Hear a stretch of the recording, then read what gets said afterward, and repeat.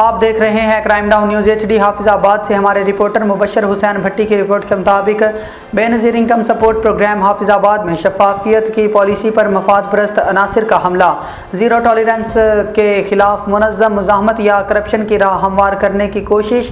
بے نظیر income support programme کے تحت مستحق خواتین کو مالی معاونت کی فراہمی کا عمل ضلع حافظ آباد میں اس وقت تنقید، مفادات اور افواہوں کے گہرے بادلوں میں گھرا ہوا ہے۔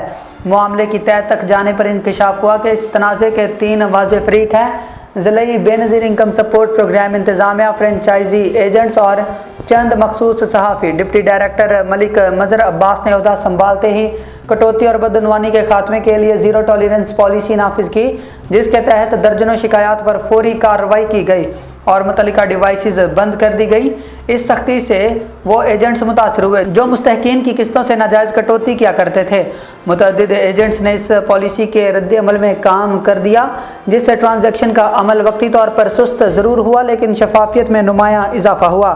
اس دوران چند صحافیوں کا کردار بھی مشکوک نظر آیا، جو بے نظیر انکم سپورٹ پروگرام سینٹروں پر گھومتے ہوئے بعض مستحق خواتین سے شناختی کارڈ حاصل کرتے ایجنٹس کے ذریعے فوری ادائیگی کروا کر کمیشن لیتے رہے۔ جب ان کی رسائی اور کمائی روکی گئی تو وہی افراد ادارے کے خلاف پروپیگنڈا مہم میں سرگرم ہو گئے۔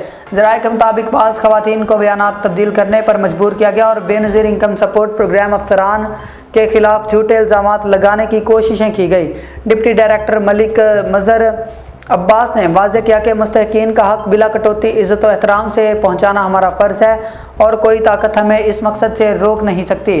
ماہرین اور سول سوسائٹی رہنماؤں نے BISP کی موجودہ شفاف پالیسی کو سراہتے ہوئے حکومت سے مطالبہ کیا ہے کہ ایسے افسران کی پشت پناہی کی جائے جو دیانت داری سے قومی فلاحی منصوبوں کو کرپشن سے پاک کرنے میں سرگرم ہیں۔